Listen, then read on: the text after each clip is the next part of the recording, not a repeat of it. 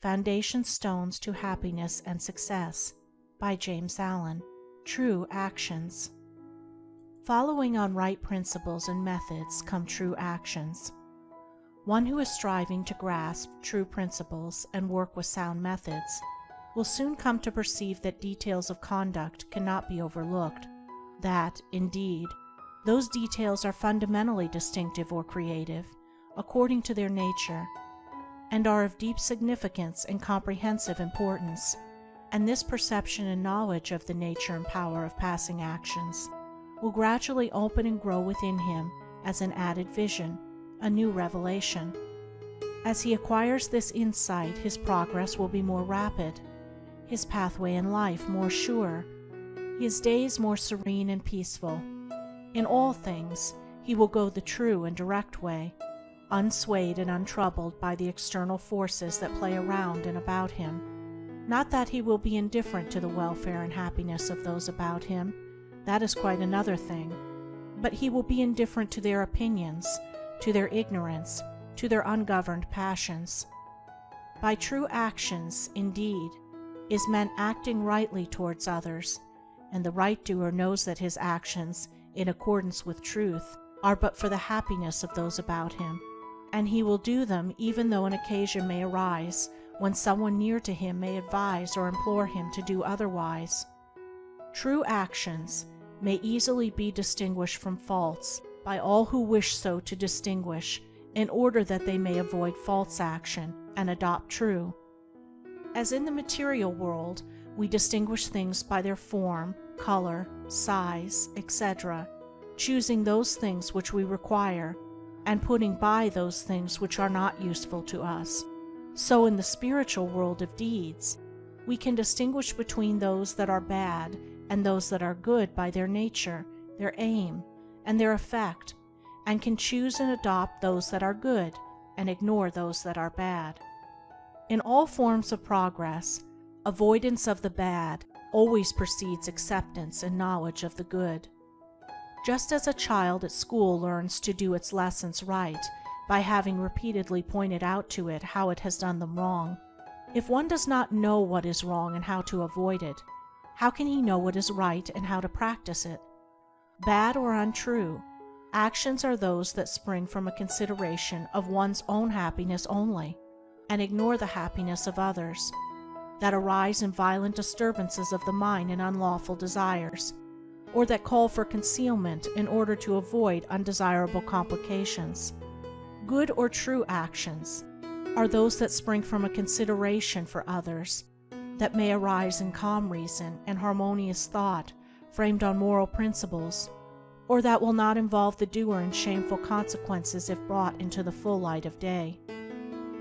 The right doer will avoid those acts of personal pleasure and gratification which by their nature bring annoyance, pain, or suffering to others, no matter how insignificant those actions may appear to be. He will begin by putting away these. He will gain a knowledge of the unselfish and true by first sacrificing the selfish and untrue.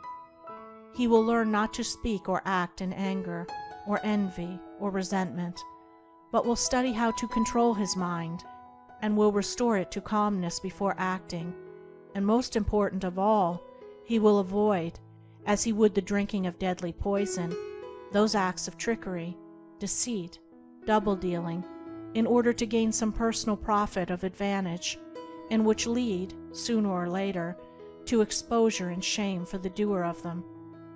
If a man is prompted to do a thing which he needs to conceal, and which he would not lawfully and frankly defend if it were examined of witness, he should know by that it is a wrong act, and therefore to be abandoned without a further moment's consideration. The carrying out of this principle of honesty and sincerity of action, too, will further lead him into such a path of thoughtfulness and right doing as will enable him to avoid doing those things which would involve him in the deceptive practices of other people. Before signing papers, or entering into verbal or written agreements, or engaging himself to others in any way at their request, particularly if they be strangers, he will first inquire into the nature of the work or undertaking, and so, enlightened, he will know exactly what to do, and will be fully aware of the import of his action. To the right doer, thoughtlessness is a crime. Thousands of actions done with good intent lead to disastrous consequences because they are acts of thoughtlessness. And it is well said that the way to hell is paved with good intentions. The man of true action is, above all things, thoughtful. Be ye therefore wise as serpents and harmless as doves. The term thoughtlessness covers a wide field in the realm of deeds.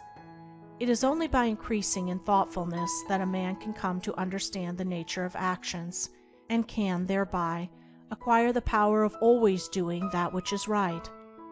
It is impossible for a man to be thoughtful and act foolishly. Thoughtfulness embraces wisdom. It is not enough that an action is prompted by a good impulse or intention.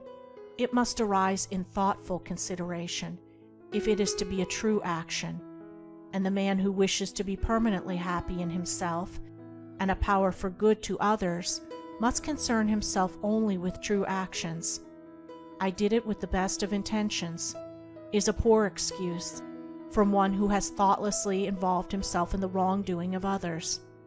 His bitter experience should teach him to act more thoughtfully in the future.